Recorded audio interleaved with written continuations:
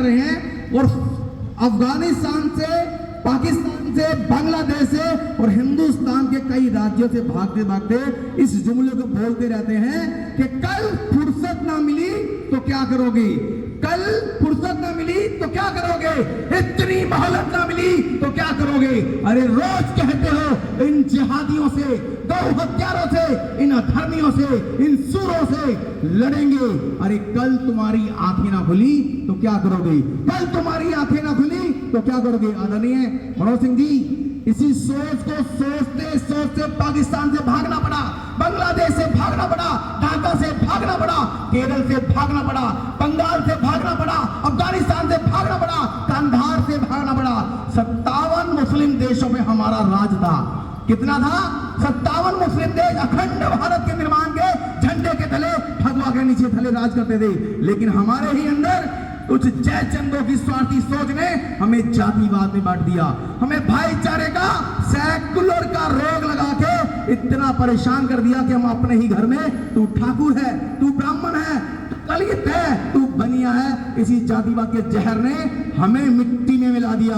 अब मोदी जी ने कहा है, योगी जी ने कहा है और माननीय प्रवीण तोमर जी ने भी कहा, क्या कहा है, बटोगे तो, बटोगे तो, बटोगे तो बटना है या कटना है, बताइए। ना कटना है ना बटना है, इसलिए एक रहेंगे तो सेफ रहेंगे, एक रहेंगे, एक रहेंगे। मेरा दिल जानता मैं कितनी मुश्किल से केवल टाइगर राकेश राजगुरु के प्यार की वजह से इस कार्यक्रम में आ पाया हूं। अगर इस कार्यक्रम से मोहब्बत ना होती, प्यार ना होता, शायद मैं भी आज जेल में होता। क्योंकि बांग्लादेश में हिंदुओं को जिंदा जलाया जा रहा है, हमारी बहन बेटियों को नंगा करके चौराहों पे बलात्कार किया जा रहा है। वहां की आर्मी, वहां की पुलिस, वहां का पीएम, सीएम, डीएम सब उनका सहारा देते हैं, उनके संरक्षक बनते हैं। और हम अपने देश में उन जिहादियों के, बलात्कारियों के, गौ हत्यारों के, भारत के दुश्मन लोगों के पुतले भी नहीं जला सकते। मालूम है आपको कितने बड़े शर्म की बात है, हम भारत में प्रशासन से अनुमति लेकर पुतले भी जलाने के लिए स्वतंत्र नहीं है, जो हमारी बहन बेटी को जिंदा जला रहे हैं। सोचिए, कल्पना कीजिए, हम किनके वंशज हैं? राजस्थान के उन महावीरों के वंशज हैं, महाराणा प्रताप के वंशज हैं, छत्रपति शिवाजी के वंशज हैं, जिनकी बहन बेटियों ने 16,000 की संख्या में जौहर के कुंड में जौहर करके हमें अपने आप को अपने धर्म पे मर मिटने का जज्बा और प्रेरणा दी। आप कल्पना कीजिए, सोचिए, वो बहन बेटियां जो जिंदा चिताओं में जल गई, अगर वो मरना ही चाहती तो पानी में डूब के मर सकती थी। समझ गए आप? अगर वो मरना चाहती तो पानी में डूब के मर सकती थी, अगर वो मरना चाहती तो छत से कूद के मर सकती थी, अगर वो खाली मरना चाहती तो जहर खा के भी मर सकती थी। लेकिन उन्होंने जिंदा चिताओं में जलना क्यों स्वीकार किया? पता है आपको? मालूम है आपको जिंदा चिताओं में जलना क्यों स्वीकार किया? क्योंकि वो जिहादी सुअर हमारी बहन बेटियों को कब्र से निकाल के उनके मुर्दा शरीरों से भी बलात्कार करते थे। जब तक हमारी बॉडी सड़ नहीं जाती थी, बदबू नहीं फैल जाती, तब तक भी हमारी उस बॉडी को जिहादी छोड़ते नहीं थे। तो इसलिए तड़प तड़प कर संघर्षों के साथ मुस्कुरा के उन्होंने अपने आप को जिंदा चिताओं में जलाया। हम उनके वंशज हैं, हम उनकी संतानें हैं, तो कहते हैं जिहादियों के साथ एक होकर रह सकते हैं। कैसे हमारा उनके साथ भाईचारा होता है? वो जिंदा गाय को काट के खा जाते हैं, वो रोटी के साथ गाय को खाते हैं और हम गाय को रोटी खिलाते हैं। गाय की सेवा करने वाला और गाय का खून पीने वाला क्या कभी भाई हो सकता है? हाथ उठा के बताइए। गाय की सेवा करने वाला और गाय का खून पीने वाला तो जिहादी कभी भाई हमारा हो सकता है? उनका क्लियर नारा, जब तक संख्या कम है तब तक भाईचारा, संख्या बढ़ जाए तो हम उनके लिए चारा, वो संख्या कम हो गई, चारा बना के हमें खाने के लिए तैयार खड़े हैं। तो संघर्ष समय सीमा को पार कर चुका है। हमारे आसपास चारों तरफ जिहादियों का जाल बिछ चुका है। वो शिकारी हैं। लव जिहाद के माध्यम से हमारी बहन बेटियों को हजारों की संख्या में हर रोज शिकार करके नेस्तनाबूद कर रहे हैं, उनके जिहादी जिस्म के साथ खेल रहे हैं। हमें अपनी बहनों की रक्षा के लिए क्या हथियार उठाना चाहिए? हाथ उठाइए। क्या हमें अपने आत्मसम्मान के लिए हथियार उठाना चाहिए? सशस्त्र क्रांति के लिए तैयार होना चाहिए? क्योंकि म्यांमार के अंदर धरती की सबसे बड़ी अहिंसावादी कौम महात्मा बुद्ध के वंशज, जो कभी हथियार उठाने की बात नहीं करती, जो केवल अहिंसा की बात करते रहे, उन्होंने म्यांमार के अंदर जब हथियार उठाया, सारे रोहिंग्या जिहादियों को मिट्टी में मिला दिया। वो सुअर बिलों में ढूंढ रहे हैं अपने आप को छुपाने के लिए, अपने आप को बचाने के लिए। कहते हैं मर्द लेकिन हमारे लोगों का छुपकर घेर कर झुंड के साथ शिकार करते हैं। दुनिया जानती है कि मुसलमान कभी भी आमने सामने की लड़ाई नहीं लड़ता। सबसे बड़ा कायर कोई है तो मुसलमान है, सबसे बड़ा बुज़दिल कोई है तो मुसलमान है। मैं चैलेंज करता हूं, ललकारता हूं। मेरे पे सैकड़ों मुकदमे हैं सार मुल्क में, जहां जहां भी हमने चैलेंज किया सालों को घर में घुस के मारा। 90 लाख का देश है इजराइल, मनोज जी, 90 लाख का देश है मात्र इजराइल, जो भारत के महाराणा प्रताप को अपना आदर्श मानता है। महाराणा प्रताप से प्रेरणा लेकर 90 लाख यहूदी 15 करोड़ मुसलमानों को यमन में, फिलिस्तीन में, गाजा में, सीरिया में, ईरान में घुस के मारते हैं। कौन है वो? इजरायली, जो भारत को अपना आदर्श मानते हैं। और जिसको आदर्श माना जाता है वो कितना बड़ा दिलेर, कितना बड़ा महावीर योद्धा होगा, क्योंकि हमने गुरु गोविंद सिंह के बच्चों से सीखा है कि 1.25 लाख से एक लड़ाऊं तब एक गोविंद सिंह नाम कहूं। ये सच्चाई है।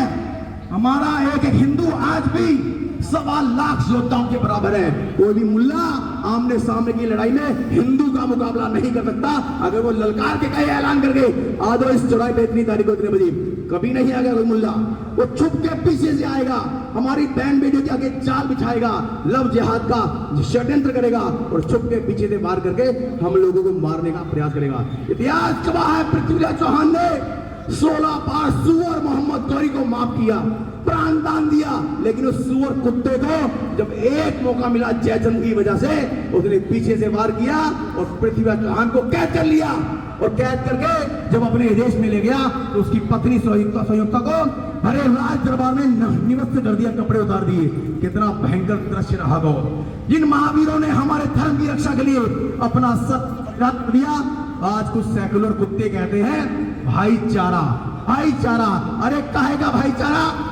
हमारे देश के अंदर वो दीमक की तरह हमें खा रहे हैं, दीमक की तरह हमें लूट रहे हैं। मैं उन्हें कहना चाहूंगा कि जिंदगी को मौत की सौगात बना रहा हूं। इन जिहादी को हत्यारों की मौत का सामान जुटा रहा हूं। इन अधर्मियों से, इन सूरों से डरकर जीना महादुष्कर्म है। इन सूरों से डरकर जीना महादुष्कर्म है। इन सूर जिहादी को हत्यारों का वध करना हम हिंदुओं का परम धर्म है, परम धर्म है, परम धर्म है। साथियों, अंतिम समय में कहना चाहूंगा, वक्त काफी है, समय कम है। मैं एक छोटा सा इंसान हूं, सहारनपुर की उस धरती में रहता हूं जहां का MP आज भी मुसलमान है, जिसने कहा था कि मोदी की बोटी बोटी कर दूंगा। ध्यान है ना आपको? रोज टीवी में देखते हो। इससे पहले फजलुर रहमान था, जो गोद तस्करों का सबसे बड़ा दलाल, जिसकी सबसे बड़ी फैक्ट्री गोहत्यारों की हमारे सहारनपुर में ही है।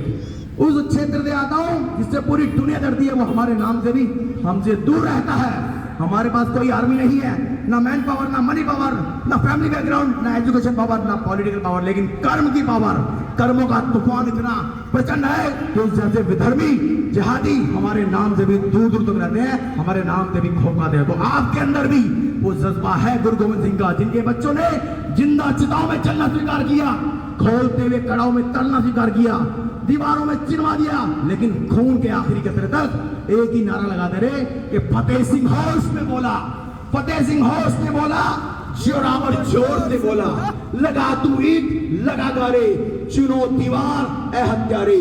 हमारी लाश भी बोलेगी पिता दशमेश की जय, गुरु गोविंद सिंह महाराज की जय, भारत माता की जय, सनातन धर्म की जय। जिनके बच्चे छोटे छोटे 10 और 12 साल की आयु के धर्मांतरण नहीं कर सके, और आज के हमारे युवा कच्चे लालच में मुझे पद नहीं मिला तो मैं धर्मांतरण करूंगा, मुझे रोटी नहीं मिली तो मैं धर्मांतरण करूंगा। लानत है ऐसे लोगों पर।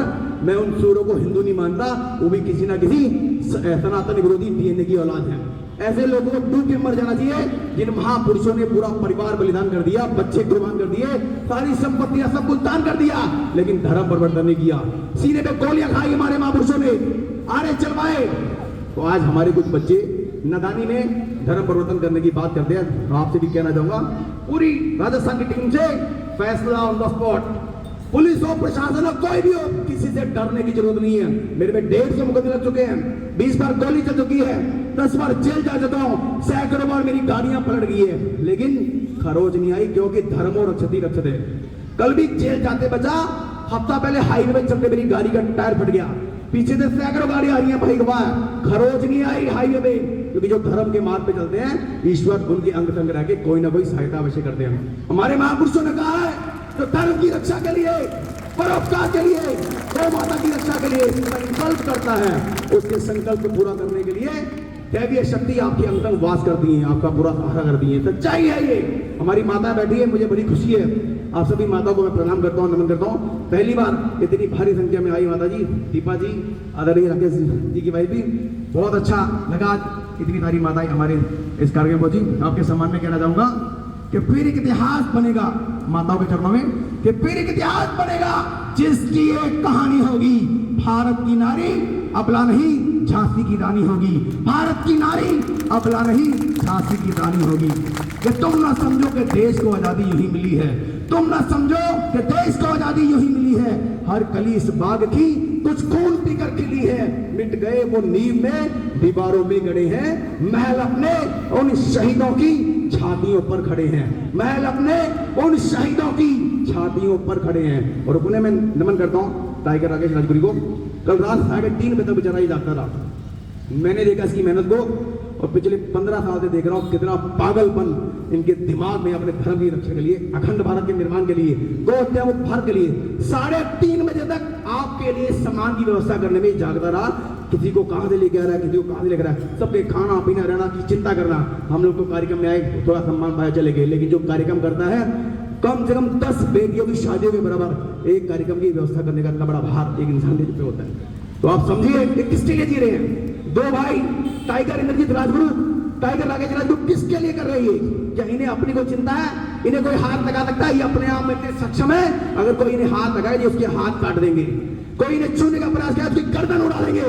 लेकिन इन्हें चिंता है महाराणा प्रताप के पच्चीनों में चलते हुए कि जो महाराणा प्रताप ने सपना देखा था जिहादियों से लड़ने का, अपनी बहनों की रक्षा करने का, उन्होंने कसम खाई थी कि मैं अपनी मातृभूमि पर किसी जिहादी का पांव नहीं पड़ने दूंगा, किसी गौ माता की हत्या का खून का पाप अपने खेत में नहीं लगने दूंगा। वो दर्द 24 घंटे इनकी आंखों में रहता है, इसलिए लड़ते हैं, संघर्ष करते हैं। एक बार जोरदार पुनः तालियां टाइगर राकेश राजगुरु के लिए, आदरणीय इंद्रजीत राजगुरु के लिए। कहना तो बहुत मजा समय तो जो पहले काफी लेट हो गया, 1 घंटा 10 घंटा जितना मर्जी बोल सकते हैं कार्यक्रम के विषय में। पुनः आपके चरणों में कर दे एक लाइन सिर्फ मनोज जी की, सुरेश जी पाड़ी भून कर रख देंगे, भून कर रख देंगे गद्दारी जो तुम करोगे, भून कर रख देंगे गद्दारी जो तुम करोगे, हिंदुस्तानी सरहद पर पांव जो तुम धरोगे। अरे अब जो छिड़ी जंग तो बरसेगा सावन खून का, नामो निशान ना छोड़ेंगे एक भी मुल्ला मसूद और सुअर जिहादी हजूर का, सुअर जिहादी हजूर का। बोलिए हाथ उठा के जय श्री राम, जय श्री राम, जय श्री राम, जय श्री राम। विजयकांत जी भाई साहब।